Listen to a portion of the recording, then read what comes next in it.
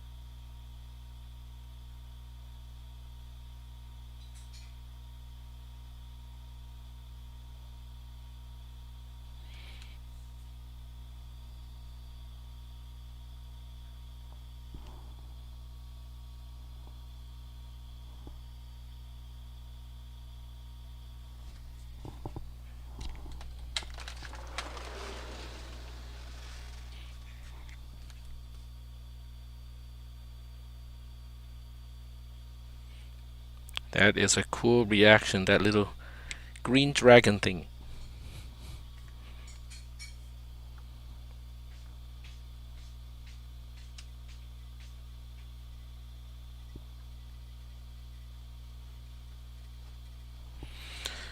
Alright, so we got about less than 30 seconds. And we do have a new homework. I will talk about the homework.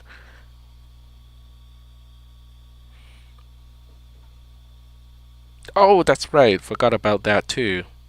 Thank you, Xavier, for reminding me. I knew I forgot something.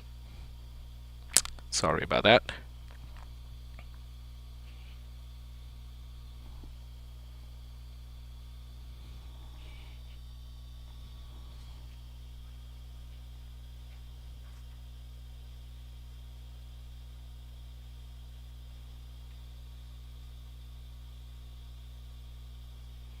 Alright, so let's go ahead and get started. So thank you for the reminder. I will get exam 1 all finished up and send the finished scoring to you guys.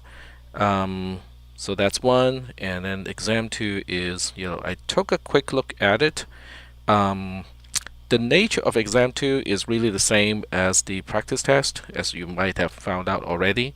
The nature of the questions might have changed just a little bit.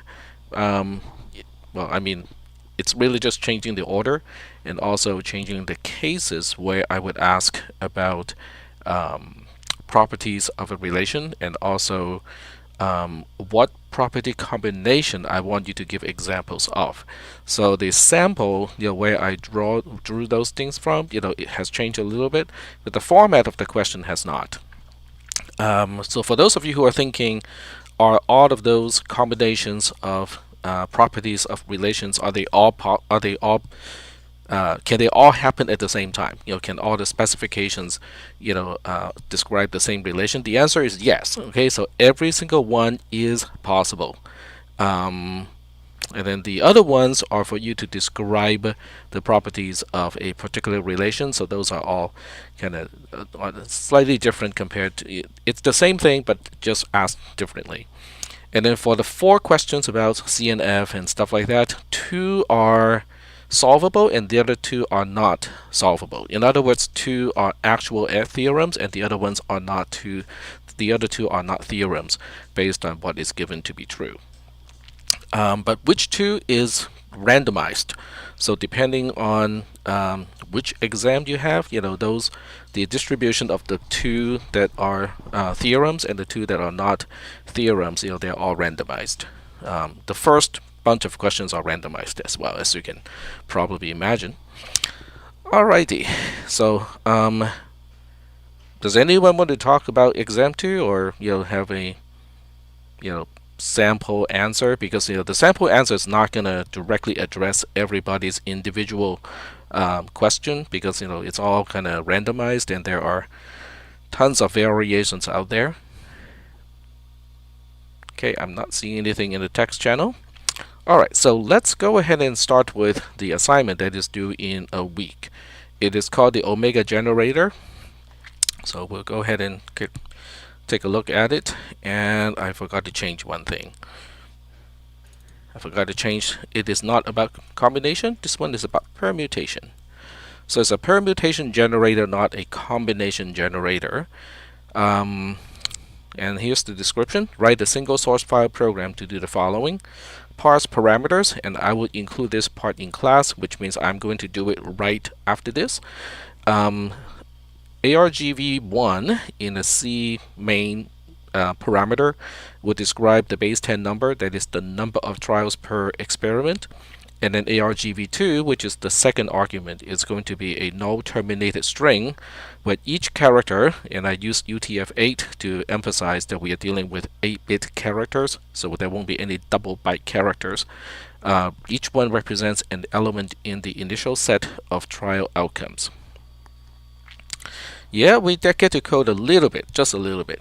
All trials are without replacement. The number of outcomes in the initial trial is greater than or equal to the number of trials per experiment, because otherwise it would not be possible. The outcome should be organized in lines. Each line represents a possible experiment permutation outcome. Each permutation outcome should appear once and only once in the output, so no duplicate outputs. No duplicate permutations in the output. Each line contains characters representing elements of the trial outcome set, but without separators. Ordering of items on each line does not matter. Actually, let me change that back, because we're dealing with permutations, right? So with permutations, ordering does matter. So let me fix this. So I'm just removing this line here because ordering is important for permutations. Alrighty. So let me save again. Alright. Remove any debugging messages from your program prior to turning it in. Because I know some people like to use printf or cout to debug a program. It's not really the best way to debug a program, but I'm not going to stop people from using what they're familiar with. But before you turn in the program, you have to basically remove all of those messages. The output of the program should consist only of lines of experiment outcomes as described. So here's an experiment or an example. If you run the program with 2 and ABC as the arguments, then the outcome or the output should be just AB, AC, BC, and those are the combinations. Darn it, I forgot to change the combination to permutation also. Yeah, I forgot. So we BA, CA, and CB, because ordering is important. You can probably tell that I'm just changing the assignment from combination to permutation. But it does change the code quite significantly because of that. Alright, so if the input is this, then the output should be this. So the 2 is basically saying, how many trials per experiment, and then the ABC here is specifying A, B, and C are in the set of trial outcomes, or the outcomes of the initial trial, the first one. All right, so let me see if there are any questions about what the assignment has described up to this point. Okay, I don't see any questions. All right, so if there are no questions, I'm going to show you how to use online GDB. For those of you who have not been exposed to online GDB, this is a great little web page. You can sign in. Okay, so I didn't sign in this case, but if you want to, you can actually sign in. And once you sign in, you can have your web-based storage to store your projects, which is kind of cool because this way you're not going to lose it. And you don't have to save it on a thumb drive, and you just go to any computer, you go to this website, you sign in, and you have access to all your source code again. So that's the really kind of cool part of using online GDB. But as the name online GDB implies, it also allows you to debug a program. In other words, GDB is built into this. And if you don't like to experiment with GDB commands, as in command line commands, this also provides a GUI interface where most of the things that you might need to do with a debugger can be done without issuing a command line command. So that's kind of cool too. So what I'm going to illustrate is how to use argc and argv. So we have argc, and then we have const char star star argv. So this is not a mistake, it is really a pointer to a pointer. And then Aiden says,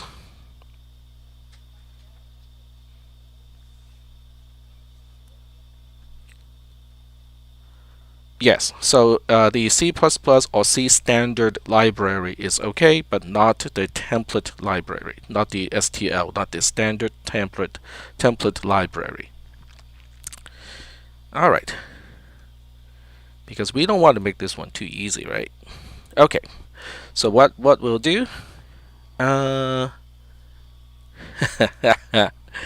is correct. So you're gonna have to show me that you know how to code, how to find how to find permutations, and not just say I know how to Google and find out how to use an existing library to generate all the permutations. Because that would be super easy to do, especially with some of the scripting languages. There are multiple libraries or modules that people can install to generate permutations. So this one is about your code and your logic. All right, so here I'm just going to illustrate what argv has. So we'll go ahead and do a printf. And I'm just going to use strings in this case. So we'll put 3 strings in this case. And here's a \n for end of line. And we'll just do argv0, argv1, and argv2. Okay, so there are 3 arguments. And we'll take a look at these 3. So for the most part, not for the most part, but you can assume that I will not try to trick your program and only provide one of the 2 required arguments. So both arguments will be provided, and I'm not going to give it like a negative number for the number of trials. So I'm not going to trick your program that way. Alright, so we'll go ahead and test run this program. And before we do that, we have to select a language. So we'll just go ahead and select regular C in this case. If you want to use C++, that's okay too, but I just personally use regular C for the most part. And now we can go, you can run the program, but it's not going to be helpful when you just run the program. We're going to have to debug the program. So the program is now being compiled, and now we have GDB. So what this message is saying is reading symbols from a.out done. Okay, so that means the program is loaded into the debugger, but it has not started to run yet. So at this point, you can start to put in breakpoints. So you can click, to the left-hand side of a line number to put in a breakpoint. And you can put in multiple breakpoints if you want to, and if you click on the breakpoint, it toggles so that an existing breakpoint will basically disappear. All right, so we have, yes, you can use the standard string library. I do not know whether the feed of other people have cut out, but I can check to make sure that my Discord is still running and OBS is still running. Okay, so Garrett, maybe that's something about your computer.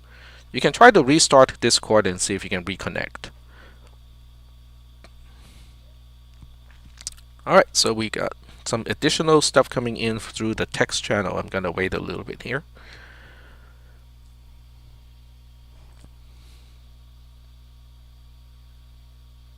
Alright. Yeah, you can switch to YouTube. That's fine. Not a problem.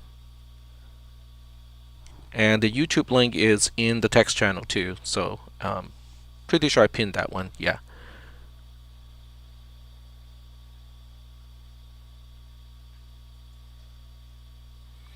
Alright, so Aiden types, if you gave us argv1 as 2 and argv2 as AAB, so that would not be a valid input because argv2 is supposed to be a set of trial outcomes and AAB is not. It's a multi-set, but we never used the term multi-set in this class. So when we talk about a set, we cannot have duplicate elements. So you don't have to worry about that. You can be sure that when I test your program, every character in the string is unique within the string. Okay, there we go. Alright, so getting back to test running this program. So when you test run the program, you just type R for run. Okay, I just typed it somewhere else. Okay, no problem. We just do it again. Alright, so you just type R. R represents run. So this is where you have to supply the arguments. So I'm just going to use 2, which is what I used in the example, and then ABC over here, which is also what I used in the example. So after I press the enter key, I forgot to set a breakpoint, so nothing happened. So let me set a breakpoint right here. Actually, one thing did happen because it should have printed. Oh, it just printed hello world. I lost my actual program itself because I refreshed the page and I did not sign in. So that's why it is a good idea to sign in. If you want to sign in, I'm just looking for the place where you can sign in. Right here, if you click on login, you can use your Google Mail identity, to log in. If you don't like to do that, you don't have to sign in like what I'm doing here. The only downside of not signing in is what we just saw, which is, if I forget to copy and paste my code to somewhere else, I would have lost it entirely. So something for you guys to think about. I have signed in using my regular email account, and so far I have not, as far as I can tell, I have not been spammed by this particular site. Alright, so I know I didn't quite change the printf statement, but that's okay. This is okay. So we're gonna debug the program because this is I want to illustrate what the debugger can do. Alright, so now we do the same thing, run. Okay, which is the same thing as just running the program, but we have to specify the arguments. So 2 is one, and then ABC is the other one. So when I press the enter key this time, it would stop on line 15. Right there. So once it stops on line 15, now we can use the debugger to visualize stuff. Yeah, Angel said that my main got discarded. That is actually correct. Alright, so now that we are at breakpoint, the only breakpoint, now I can do some printing. Okay, so in GDB, you can say print, and the first thing we're going to print is argc, which is a count of arguments, how many arguments are supplied. And the answer is 3, because the path to the executable itself, which is not explicitly represented in the GDB command, which is really just R. R is basically the first one. So if you want to know what is the first argument, you can just say print argv bracket 0, because that's this first string of the arguments. And that turns out to be home slash home slash a.out, which is a very, it's not exactly the standard home folder, because the standard home folder would also have a username, but that's a typical path in Unix. And a.out is a standard name for the output of a compiler if you don't want to name the executable yourself. So the first argument, or argv0, is usually useless to us. Okay, it's not useless in other applications, but to this particular program, it is fairly useless. So now we can look at argv1, which is a string of 2. So this is not the numerical value of 2, this is the string 2. Okay, so that means you have to convert it, at some point from a string into an actual integer. And there are many ways to do it. I'll show you a few ways. And if we look at argv2, which is the third argument, okay, fine, I forgot to backspace first. There we go. So we actually do see ABC as a null terminated string here. Yes, so Aiden just mentioned ATOI, which is ASCII to integer. That's one way to do it, and that it will do a fine job. Okay, it's not because we don't have to worry too much about the width of the integers. I'm not going to give you, a ginormous, integer where a 16-bit integer is not enough to represent everything. All right. So do we have any questions about the program up to this point? Because I have just illustrated how to access argv1, which is a string that indicates the number of trials per experiment, and also argv2, which is a null terminated string where each character in the null terminated string represents a trial outcome of the initial trial, the very first trial. So, any questions? Okay, no questions. Alright, so one more thing. So I'm just going to go back to edit mode because I want to show you how ATOI works. So we'll go ahead and make an integer here. So I'll just call it X. And without checking any types and checking that we do have enough arguments, the only point I want that I want to illustrate here is how to use ATOI. So we can just use ATOI and supply argv2 to it. And if you don't know how to use ATOI, that's okay, because we can just look it up. So you just look up ATOI, and I think that will give you the correct documentation. So right here it says it just takes a string and it converts it into an integer, and it's going to do a base 10 interpretation, which is fine in this case. It does belong to stdlib, standard library. So that means if in the program that I just wrote here, this program would not compile or not happily. So if you want to the compiler to be happy, you have to pound include the stdlib standard library.h, and we'll check it out. Okay, so we debug the program, and it says, okay, forgot about a semicolon here. This is what happens when you write JavaScript a whole lot and not use semicolon at the end of a statement. There we go. Yeah, well, I have been using JavaScript a lot. So run to ABC just like before. We'll put a breakpoint down here and not here, and then press the enter key. So now when we print X, X has a value of, oh, I forgot about, what did I forget to do? Oh, wrong argument. It's supposed to be argv1, not 2, because 2 is the string, so argv1 is the actual number. Alright, fine. Let's do it one more time. Alright, so R to ABC, and this time it ran to line 17. So line 17 has not executed yet, and now we can do a print x, or you can just look at the right hand side here, and x has a value of 2 right here. So this is not x, that's just for deleting a breakpoint, but this is x right here. It has a value of 2, or you can just go ahead and print it in the command line as well. So that is how you can debug a program. All right. So do we have any other questions about this homework assignment?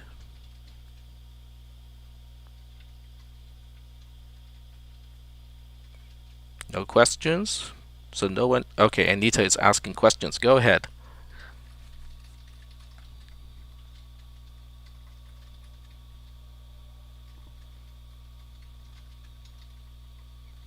So both Anita and Jack have questions. Let me see if one of the questions is what I think people should be asking. Alright, so Anita says basically it's like what we went through last week, like we have a bag and see all the outcomes that can come from it. Alright, so let's go back to the notes. What exactly should ARGV be set to? So ARGV is not something that you set. ARGV is influenced by how you run the program. So when you say R to ABC, then ARGV1 is going to pick up the 2, and then ARGV2 is going to go pick up the ABC. Or if you run this on the command line, let me show you that too. Okay, so let me just copy and paste this program into my terminal. Alright, so copy, and then I'll go find the terminal that has a large font like this one. Cool.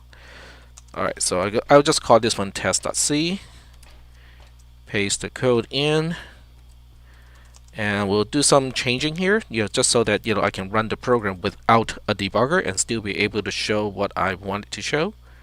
So we'll just go ahead and change the string to what we saw earlier, which is %s, %s, %s. So %s is a format specification. It says the first argument, or the thing right after the string, the first value is a string. So that would be ARGV0, and then we have ARGV1, and then we have ARGV2 right there. And we're gonna make the assumption that we have all three arguments. So here's the program, and I exit and then GCC to compile it. So the -O option allows you to specify the name of the output. In this particular case, the output is the executable. So I have an executable called test.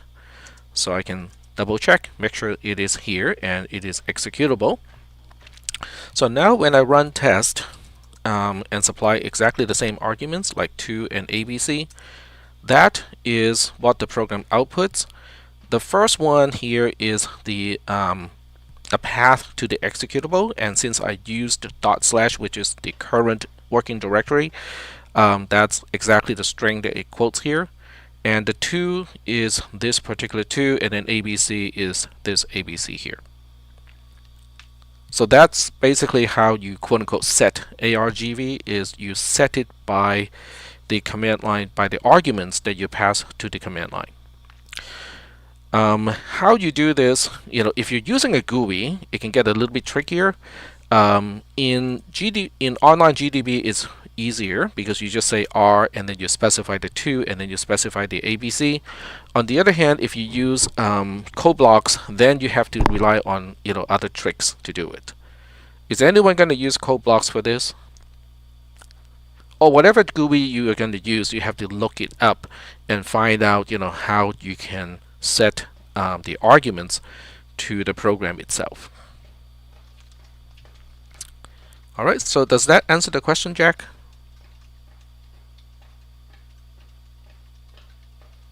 Alright, cool. Alright, so the rest of the program is going to be based on the discussion that we have had like a few weeks back. when we talked about counting. So the module is called counting in discrete probability. So this is the module that I'm talking about. And the specific portion is the permutation outcome of experiments. And this is why the function name is called, or why the assignment is called omega generator, because we're trying to, we're trying to basically write the code corresponding to the omega function here. This one stops, when the number of trials left is 0. Then you basically return an empty tuple, and then the rest is looking like this. This one is the first module under the counting module. So if you go all the way back to the Canvas website, under discrete probability, it is counting. Alright. So the module does show you the most general way of looking at the omega function. Basically it is based on only set operations and also the Cartesian product operation. Your program doesn't have to follow this exactly, so you can generate the pattern as you go. So there's no need to store each permutation outcome and then print all of them at the same time. Okay, so you can basically generate as you go and then print them as you go. Alright, so that should make the program a little bit easier. So you really just kind of have to think about how to do this, but without having to implement the entire set primitives like Cartesian product, difference, unions, and so on. Now, if you want to do it that way, that's perfectly okay too, but it's going to take you a little bit longer to do it that way. There are other ways to get this done. And let's see. So I'm just going to leave the assignment as this. Okay, so if you have any questions, go ahead and type in the text channel. I will get to those as those questions pop up. So what I'm going to do next, right now, is to get back to where we left off in terms of the lecture. So where we left off here is if you think about P as the probability of a head and Q as the probability of a tail when you flip a coin, and you say I want to flip the coin 5 times, hence do the power of 5, then we end up with a polynomial. The polynomial, each term of the polynomial is going to specify a particular power of P and also a particular power of Q. But when you add up the power of P and the power of Q, they should add up to 5, right? Because that's just the nature of polynomials when we are generating a polynomial using a particular variable plus another variable to the power of something over here. And some of you might recall and say, but Q is really just 1 minus P. So P plus Q is really just 1. So no matter what P and Q are, this ugly looking thing is guaranteed to add up to just 1. And that really is the case. Okay, that is actually true. However, we are interested at this point to find out what the KIs are. In other words, what are the coefficients of each combination of the power between P and Q. That is what we are trying to figure out. And if you are thinking, that reminds me of Pascal's triangle, then you're right. Okay, we are really just trying to figure out Pascal's triangle.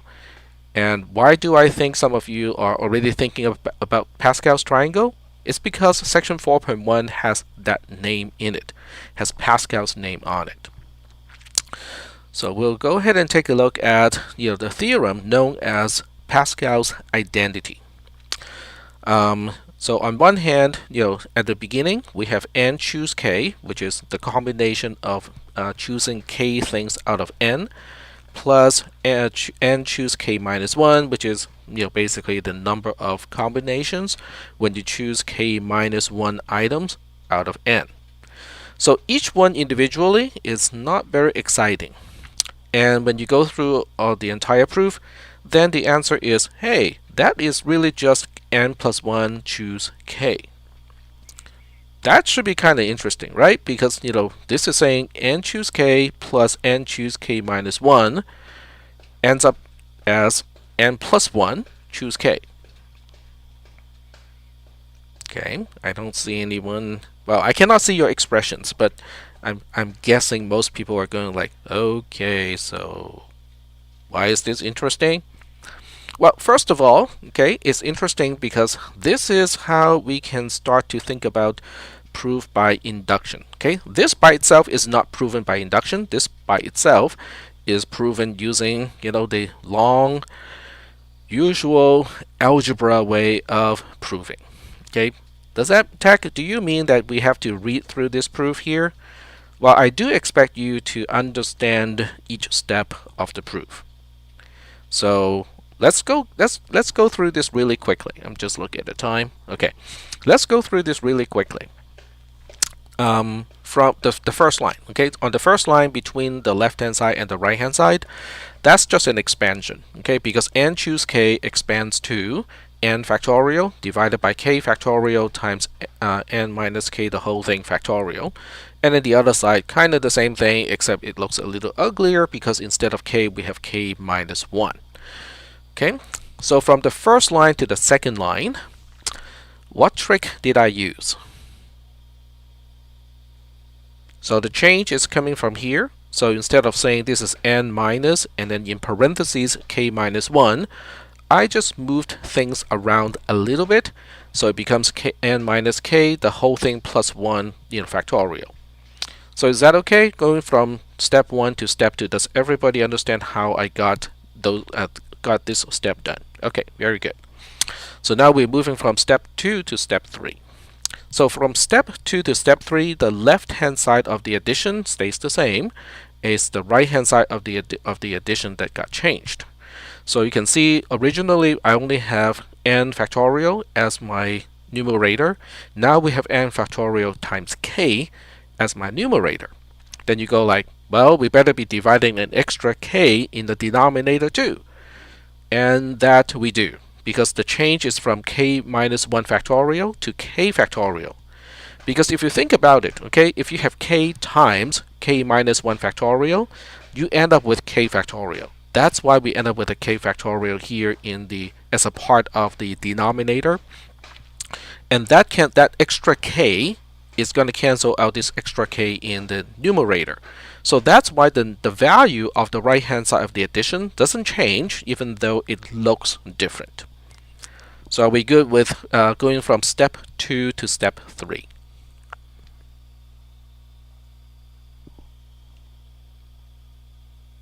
Alright, cool. So now we go from step 3 to step 4, where things start to look uglier, right? Because all I did here is to chop up the I separated, okay, I separated n minus k the whole thing plus 1 factorial to two different things. I break it up into just n minus k factorial. Then the extra term, which is n minus k plus 1, is moved up here. Because you can always move terms from the original denominator to become the, I guess, sub-denominator of the numerator.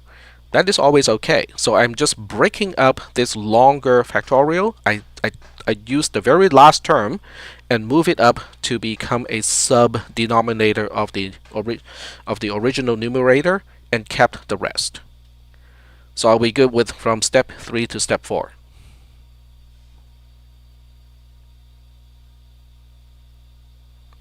And these are all tricks, about that you can do with factorial. Because with factorial you can always break it up, right? You just say I'm going to keep the first part of the factorial as a factorial, but then the last item, I will treat it separately, and now it is an extra item. And that's basically how I did what I did from step 3 to step 4. So are we good? Ready to move on to step 5?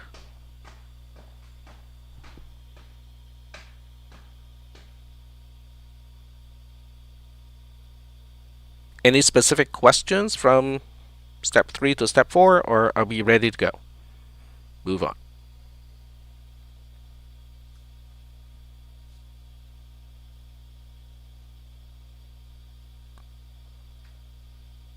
maybe not.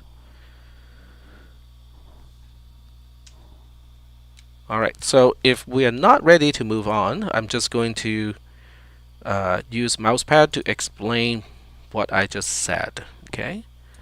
Alright, so if I have n plus 1 factorial, it really is just n factorial times n plus 1. That is the trick. So if this is true, okay, and I think most people can see this, right? Because n factorial is n times n minus 1 times n minus 2 and so on. So if you stack n plus 1 as an extra term and multiply it to n factorial, then you end up with n plus 1 factorial. So if this one is okay, then we can look at step 3 to step 4. N minus k plus 1 is the very last term of n minus k plus 1 factorial. So if I separate that very last term to be associated with the numerator, then I'm left with the other portion, which is just n minus k factorial. So it's really the same thing as what I just illustrated here in a text editor. Alright, so from 4 to 5. So from 4 to 5, I'm trying to make sure that I have the same denominator. So I'm not talking about the actual outermost denominator. I'm talking about the denominator, the subdenominator of the numerators. So the only change here is n factorial now also has basically so in order for this one to look like this one here, to have the same subdenominator, I just say, okay, let's multiply it by n minus k plus 1 and divide it by n minus k plus 1 again. So that way, it's just 1. So now we have everything matching up. Now that we have everything matching up, we can combine the two. So the two subnumerators are now in the same addition. So you can see how this subnumerator and this subnumerator are both combined into this one single addition. And once we combine that into the addition, we move n minus k plus 1 down to the denominator again, the common denominator. So everything looks a little bit better now. And I also use distribution to kind of redistribute things a little bit on the numerator side. So I use n times n factorial k. Let's see here.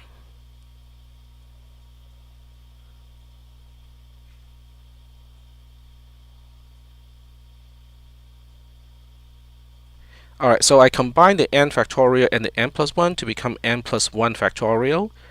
And then n factorial times k is separated into this term here. And then we have the original n factorial k, which is also here. Alright, so it's basically just algebra going from step 6 to step 7.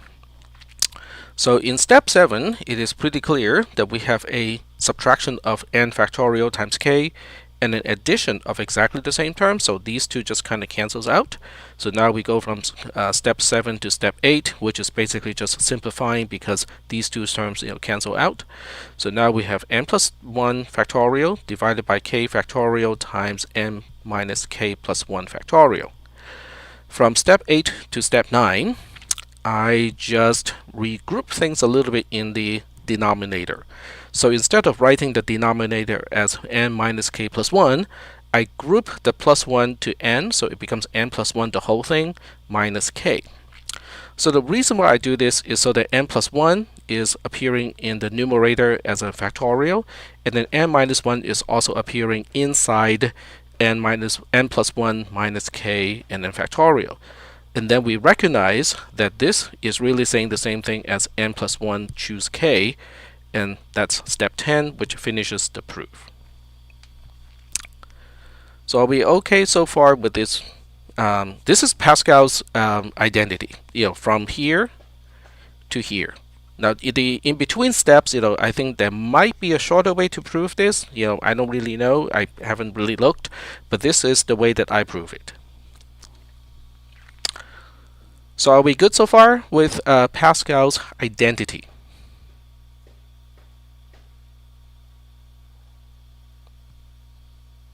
maybe.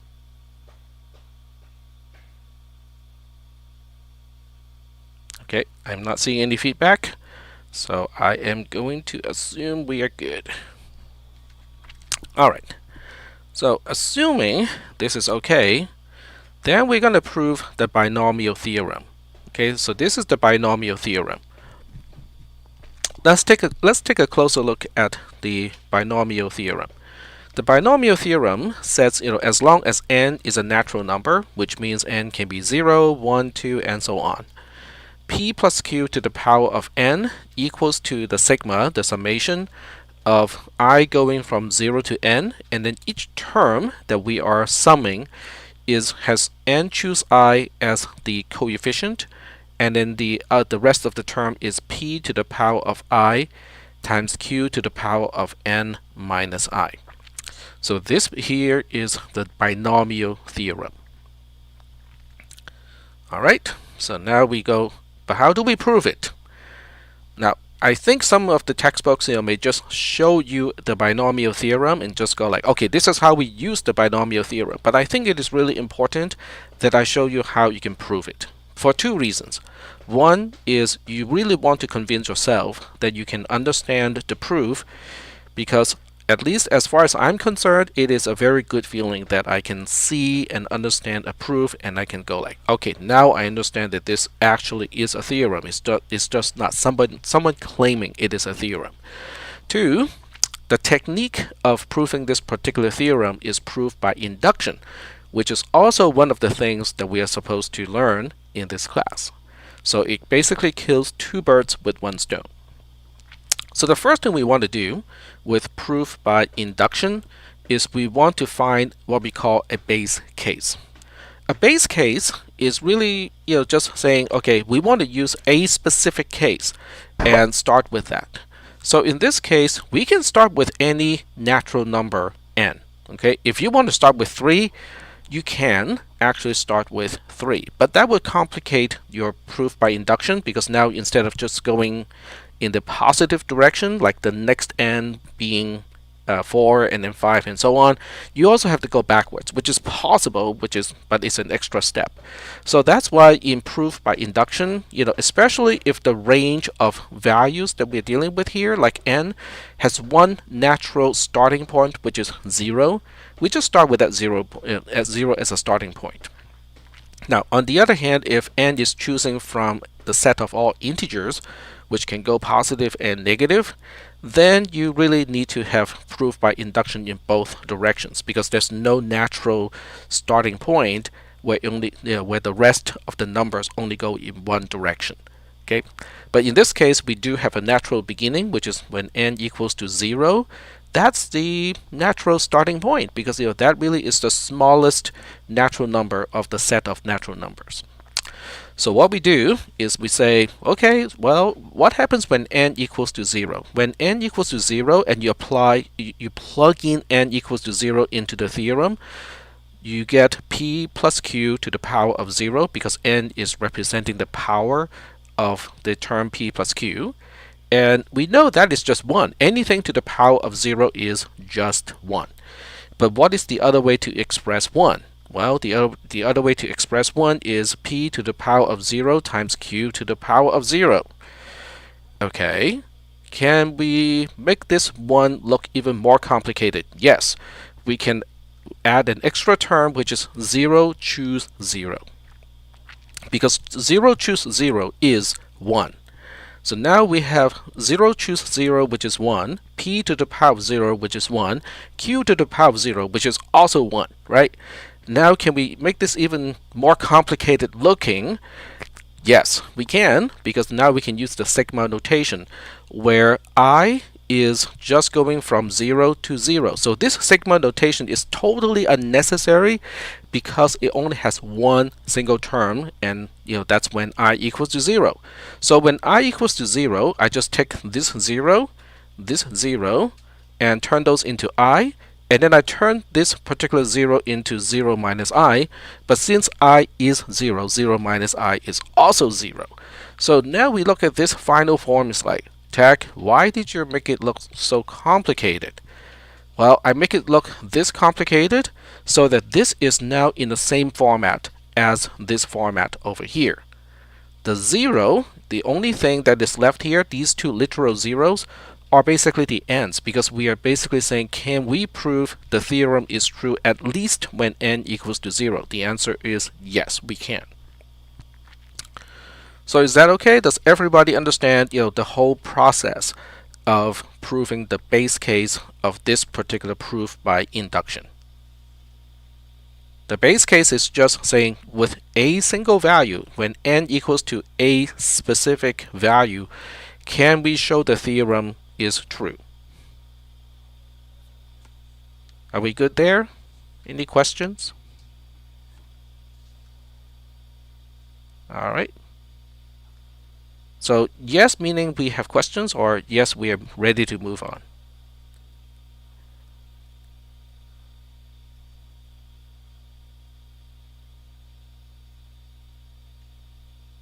Oh, ready to move on? Thank you. All right, so here's the magical part of proof by induction. The base case is not too magical, because the base case only says, let's pick, if possible, pick one natural end of the range of value in which the theorem is true. Okay, so that's just picking a single value.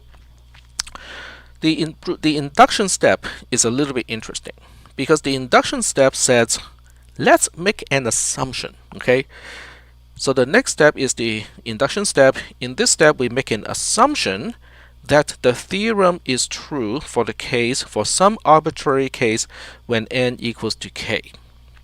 That by itself should be kind of dubious, right? Because what do you mean by when n equals k, the theorem is known to be true already? I literally meant exactly that. Okay, it's basically just assume that the theorem is true for the case n equals to k. And some people will be asking, so what is the value of k? Is it 3? Is it 2? Is it 1? Is it 10? Is it 20? No, just say it is k. Okay, for some value of k, which is a natural number, and when n equals to k, we know the theorem is true already. Make that assumption. Okay, then the next step, okay, is to say, using this assumption, okay, use this assumption to prove that the theorem is also true when n equals to k plus 1. Now you cannot go skip and make it say, oh, when n equals to k plus 2. You cannot skip 1. Okay, it has to be the very next value of the set of values where the theorem is supposed to hold true. So you can only go from k to k plus 1. You cannot skip values. Alright, so let's check out how this is going to be done. Okay, it looks complicated, but it really is not quite as bad as you think it is. So what we're going to do is to say, well, based on the assumption, p plus q to the power of k is the sigma of I going from 0 to k, and then each term that we are adding in the sigma is k choose I times p to the power of I times q to the power of k minus I. That is coming straight from the theorem that we are trying to prove, because all we are trying to say is it is true for the case when n equals to k. So all you're doing is to copy and paste this portion over here, and wherever you see n, you change it to k. That's all I did. Alright, so this is assumed to be true. And now we want to prove that the theorem is true when n equals to k plus 1. So when n equals to k plus 1, the theorem starts with p plus q to the power of n. So when n equals to k plus 1, then we start with p plus q to the power of k plus 1. So the first thing we do is to break it up. Okay, we go like, okay, we'll separate one of the terms. We'll separate one of the p plus q to be by itself, and then the rest stay together. Okay, that's pretty easy to understand. And because of the assumption in the induction proof by induction, now we look at p plus q to the power of k and go like, hey, based on the assumption, we know that really boils down to the sigma notation like here. So we just substitute that sigma notation down here. The next step down here is just, I guess you can call it association. And we are just saying, P plus Q as a term outside of the sigma is now moved into the terms inside the sigma. We can do this because P and Q does not involve I at all. So to each term inside the sigma, P plus Q is nothing more than just a constant. From this step to this step, we use distribution so that P is we handle P over here and then we handle Q over here. Okay, so we just break it up. And if you say, but the terms look a little bit different, well, that's because if you multiply this P to P to the power of I, then we just end up with P to the power of I plus 1. Okay, so we absorb this extra P into the power of P that is already in the term of the sigma notation. So we do the same trick with this Q. Okay, so this Q is absorbed by the Q to the power of K minus 1. We just say, okay, just remember to add 1 to it. So that's how we go from this step to this step. Going from this step here to this step here is a little bit trickier because what I did is to separate one of the cases out of each sigma, and one goes here, the other one goes here, so that whatever is left is the same between these two, or almost the same. So let's check out which case I separate out. I separate out the case when, let me think here. I separate out the case when I equals to 0 of this term, and that is over here. So let's check it out. Okay, how did it work?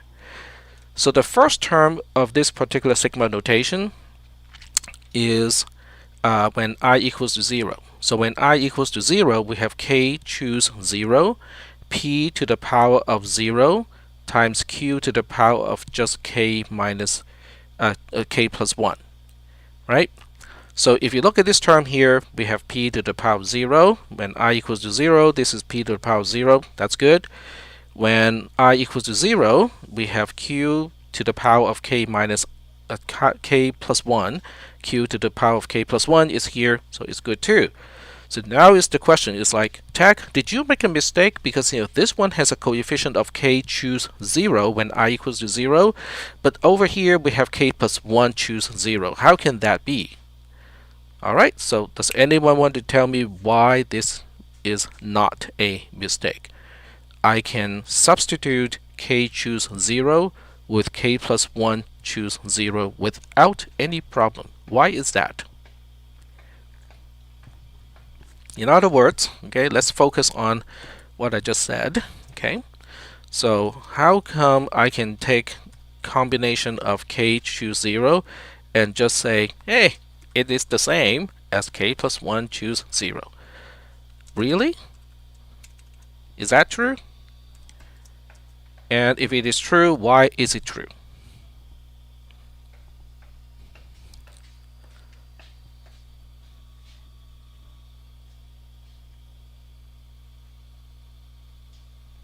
Exactly, because they are both 1. Okay, if you expand, K choose 0 is K factorial divided by K factorial times K minus K, the whole thing factorial. And then the other side has, guess what, K plus 1 factorial divided by K plus 1 factorial times K plus 1 minus K plus 1, the whole thing factorial. And they are all 1s. Exactly. So this means it'll combine of anything. Okay, anything as n choose 0 is always 1. So that is how that's the trick that I used to separate out the first term of this particular sigma into its own, and then we keep the rest. Okay, so the rest is represented here, because you can see how this looks exactly the same as this one, except I starts from 1 instead of 0, because I separated the term when I equals to 0 all the way over here. Alright, so what about the other one? What about this guy over here? With this one, I separated out the last term. Okay, so if you think about the last term of this particular sigma, it is when I equals to k. So when I equals to k, we have k choose k times p to the power of k plus 1 times q to the power of k minus k, which is 0. So you go like, okay, so we take that last term all the way over here. It makes sense that we have p to the power of k plus 1 because when I equals to k, then I plus 1 is k plus 1. Okay, so that accounts for p to the power of k plus 1. It makes sense for the q to the power of 0 because when I equals to k, then k minus k is 0, so we know how the q to the power of 0 happens here. What about k choose k? How come k choose k, k chooses k becomes k plus 1 chooses k plus 1? It's exactly the same thing. Okay, so if I go back to this one here, combin n is also going to be a 1, right? Because in this case, okay, so because combin n is n factorial divided by n factorial times n, let's see, n minus n factorial. So this is why it works, because all of these terms, n factorial divided by n factorial cancels out, and then n minus n is a 0. 0 factorial is also a 1. So that is how I moved the term when I equals to k of this particular term into its own, and then the rest is just exactly the same as this one here, except instead of ending with k, I end with k minus 1. So from this line to this line, I try to align the indexes of the two remaining sigmas. So instead of having one starting from 0 ending at k minus 1, the other one starting with 1 ending up at k, I make both of them start with 1 and end with k. So to do that, this one can remain as is, right? This one already is starting with 1 ending with k, so I just have to do something with this one here. So you can kind of imagine that, I just do a, since I'm moving the starting point and also the ending point, I'm changing the starting point and the ending point by adding 1 to both of them. So that means every single time I refer to the index, which is I just have to subtract 1 from it. So that's why we end up with I minus 1. Wherever I was, it becomes I minus 1. So wherever I was, it becomes I minus 1. But in this case, I minus 1 plus 1 is just I. So I did a simplification, from here to here. And then over here, we have k minus I to begin with. And if I have k minus in parentheses I minus 1, it boils down to k minus I and then the whole thing plus 1. So that's how I move from here to here. Now that we have the indexes matching between this particular sigma and this particular sigma, we can now combine the two sigmas, right? Because we can use the same sigma notation and then just have a summation of the terms that we are summing from the two separate sigma originally. So now we have this term here coming from this sigma, it becomes here, and the other term is over here. But now you can see how the power of p and the power of q are matching to, because we have p to the power of I. Hey, this one also has p to the power of I. This one has q to the power of k minus I plus 1. This one also has q to the power of k minus I plus 1. So if those are all matching, we just do a factoring, right? This is factoring. So we just combine the two coefficients. One is k chooses I minus 1. The other one is k choose I, meaning here and here. So now we turn two sigma notations into one single sigma notation. So from here to here, okay, from the third line from the bottom to the second line from the bottom, it's like, well, but Tech, how did you do this one? This is k choose I minus 1 plus k choose I. How does that become k plus 1 choose I? I'm not going to scroll up, but that's a hint of how we can make this move. Does someone want to explain how the coefficient of k choose I minus 1 plus k choose I become k plus 1 choose I.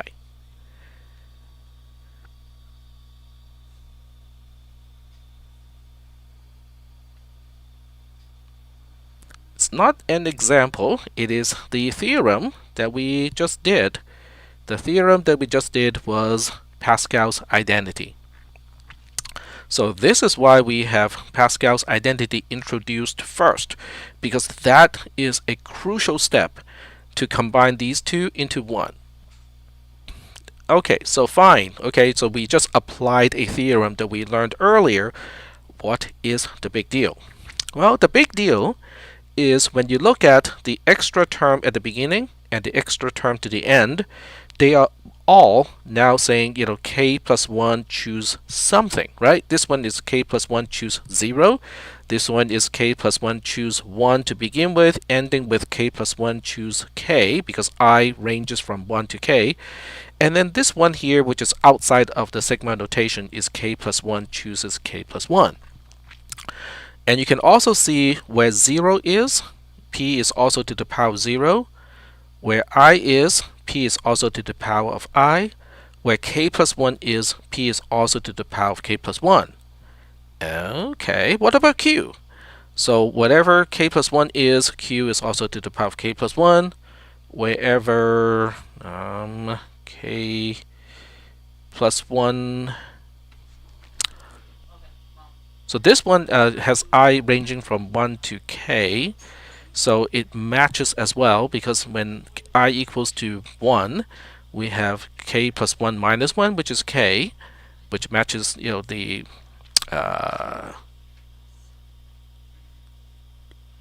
matches, this general equation matches over here as well, and this one is also matching. In other words, if you substitute this value into I, when I equals to k plus 1, we end up with a 0. When I is 0, we end up with k plus 1 over here. So this k plus 1 minus I description is universal. It also applies to the first term and also the last term. So that means we can now simplify the entire thing by extending the range of I in the sigma all the way back to 0, and also extend the other end to also include k plus 1. So we now have a single sigma notation with no extra terms, where I goes from 0 to k plus 1, and then inside the sigma, each term we are adding is k plus 1 choose I times p to the power of I times q to the power of k plus 1, k minus 1, k plus 1 minus I, sorry. There we go. So what is the big deal of this thing here, right? What is the big deal of this equality? We start off with p plus q to the power of k plus 1, and we say basically it is exactly the same thing as the sigma of I going from 0 to k plus 1 choose I times p to the power of I times q to the power of k plus 1 minus I. What is the big deal? Well, the big deal is that matches this sigma notation here, except n equals to k plus 1. In other words, we have just proven that the theorem is also true when when I equals to k plus 1. Using the assumption that the theorem is true for n equals to k and algebra, we can now prove that the theorem is also true when n equals to k plus 1. So we have just completed the induction step of proof by induction. So the induction step on its own is not does not complete a proof by induction, but when you combine the induction step and the base case of proof by induction, these two components together is a complete proof. So do we have any questions about this particular proof? There are a lot of little pine needles involved, but if you take a step back, okay, all we did was to establish a base case when n equals to 0. We make the assumption that the theorem is true when n equals to k, and then we use the assumption to prove that the theorem is also true when n equals to k plus 1. And that is the overall structure of proof by induction.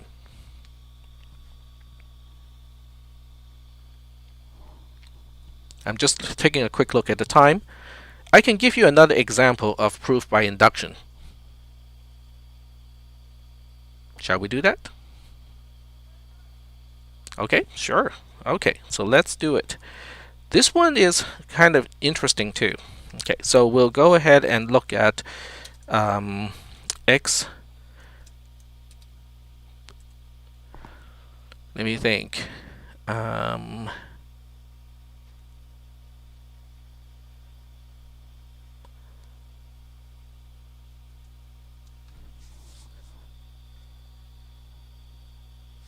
Right, okay.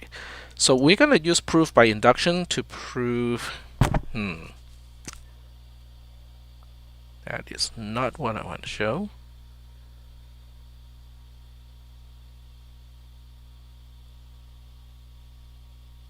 I think this is.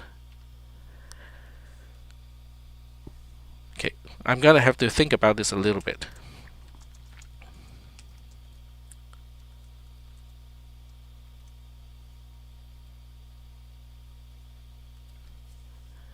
So we know this, right? X plus 1, the whole thing squared, is x squared plus 2x plus 1. Okay, that's the simplest way of expanding x plus 1. And I want to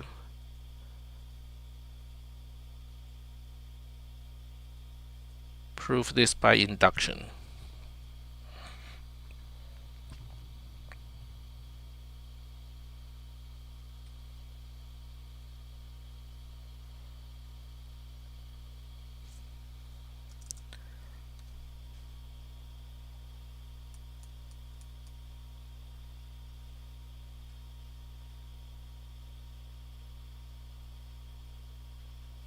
This one can be proven without using proof by induction.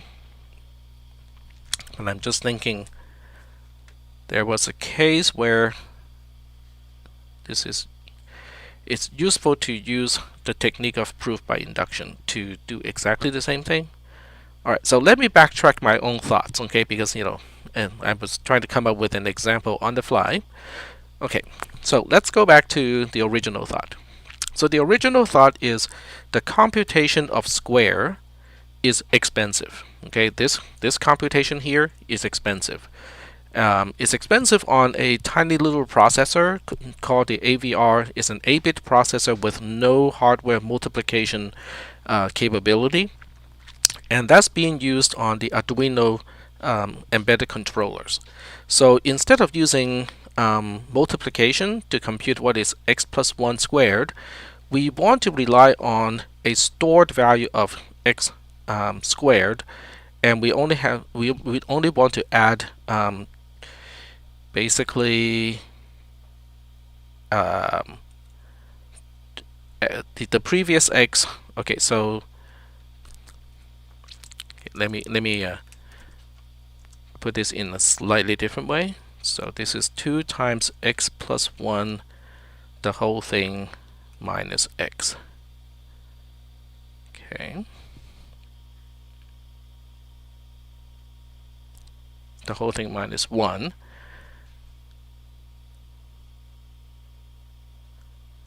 So that means I can reverse this whole thing and say x squared is the same. X squared is x minus 1 squared plus 2x minus 1. So if x minus 1 squared is stored somewhere, I can now compute the next square using only addition without using multiplication. That's the motivation. I'm trying to relink all the steps so that we can relate this to proof by induction.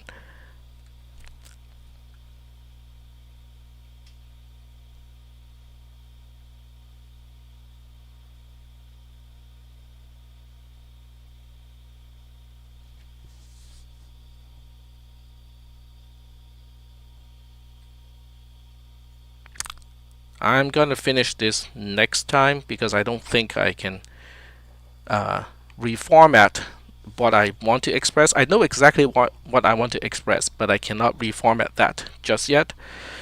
But I do want to show you why this is useful. Okay, why do we want to look at squared using this particular method? Alright, so one way to illustrate this is to do it like this. Okay, so we'll start with a variable x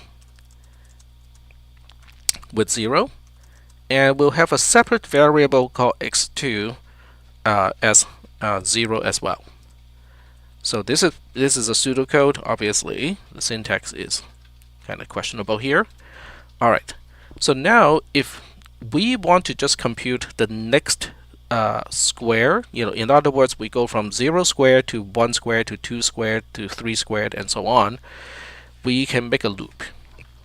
So we can say while, okay, let's use for.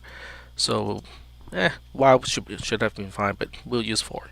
So in this case here, we use a for loop, and let's just say that we want to print all the squares all the way up to, let's say, 10 squared. Okay. So for each iteration, we are just doing this. But in order to compute the square of x, we are not going to use multiplication. That's the whole point of avoiding doing this, is to avoid multiplication. So instead of doing multiplication, now we can say to get to the next square, x is easy, right? So let's do it slightly differently. Okay, so we'll basically add 1 to x first, and then now we can express x2, which is representing the value of x squared, as the previous square of x plus the current x plus the current x minus 1.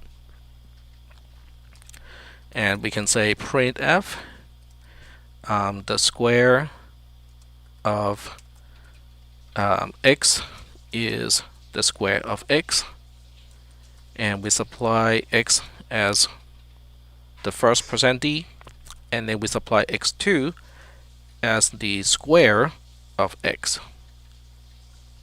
Alright. Alright, so this code, okay, according to me, this code is going to say the square of 1 is 1, the square of 2 is 4, the square of 3 is 9, the square of 4 is 16, and the last one it's going to do is 9 squared, which means it's going to say the square of 9 is 81. Okay? So are we kind of still following this? Alright, okay. So we'll go ahead and copy and paste this code into GDB, online GDB. So we just have to copy and paste the code over here. So now we have x initialized to 0, x2 initialized to 0 as well, because the square of 0 is 0. x2 is representing the square of x. We'll use the same loop. Basically, I just turned a for loop into a while loop. Might as well just use the right term, which is a while. There we go. Okay. And I claim that this program is going to print 1, the square of 1 is 1, the square of 2 is 4, all the way up to the square of 9 is 81. So the first thing we want to do is to run the program to basically to see whether it works the way it's supposed to or not. So we just run the program. And if you look at the code here, when you look at the output, it says the square of 2 is 4, 3 is 9, the square of 4 is 16, the square of 5 is 25. Okay, so the program does work. Okay, and it is based on algebra that we can re-express square this way. Does everybody understand why I might want to compute a square using this method instead of using multiplication? Instead of saying x2 equals to x times x, I now only need addition. Because addition is a whole lot faster on a simple 8-bit processor. So the next thing I want to do is to say, okay, if you're only shown this trick here, then you want to be able to prove that this way of computing the square works for any natural number for x. So now the question is, how do you prove it? And I claim that you can use proof by induction to do this. Alright, Angel is typing something. Exactly. So we can use proof by induction. In other words, if I don't show you the algebra earlier to get to this point, and I just show you this, you can use proof by induction to show that this works. This method computes the square for every single case. But so far I have not formatted the original problem back into a proof by induction example. So that's what I'll do. That's what I'll present next time. So with this done, okay, well, not done, but with this introduced, I do want to go back to explain, a few cases of the program that you're supposed to do. So if the program that you're going to do, if you have a dot out 3 and then you specify ABC, what would be the output of this program? We are basically looking at all the permutations where we choose 3 items out of A, B, and C. So you'll be looking at ABC, ACB, BAC, BCA, and then we have CAB, and then CBA. That would be the expected output of the case when we have a.out 3 ABC. I'll give you another example. So I'm giving you some examples so that you can test your program. So if I want to have only one single trial of each experiment, and the first trial, which is the only one, can choose from A, B, and C, what would be the output? Well, it would just be A, B, C, because we only have one single trial, and in one trial we can only pick one item out of the set of A, B, C. So that's why the output or the outcome of each experiment is only a single element from the original set. Is that okay?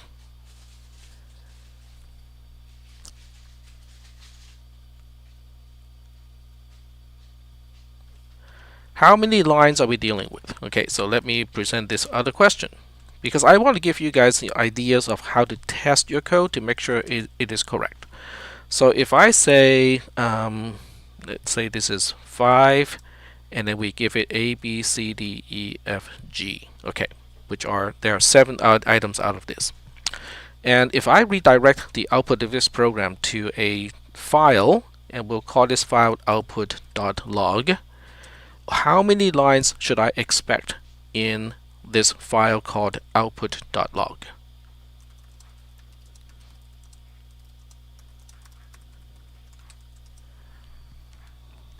$49. I'm not sure whether it's 49. It doesn't sound like it should be 49. Okay. So how do we compute? What is the equation, or what is the formula that we are going to use in this case? If I just want to do a very quick check of whether the output is correct by just counting the number of lines, which is really easy to do, what would be the number of lines here? What formula of a spreadsheet should we use? Remember permutation? Permut. So the permutation of 7, because A, B, C, D, E, F, G has 7, and we're choosing 5, that would be the number of lines in output.log. So in this case, permut 75 is 7 times 6. So we are looking at 42 lines in this case. Alright, so I just want to give you guys ideas of how you can check whether your program is outputting something correctly or not. Now this if you pass this test, it doesn't mean the program is working entirely correctly. It doesn't guarantee it, but it does have a it does show that you're doing something correctly. Okay, it doesn't mean that the actual output is correct, per line on a per line basis, but at least the number of lines is correct. All right. So we are out of time today, and I am going to. If you have any questions, as you do this homework assignment, just go ahead and ask it on the Discord channel, or you can just direct message me of your question, because I'm expecting this program to, it's not going to be like super difficult, but it does require you to kind of think about how to implement it.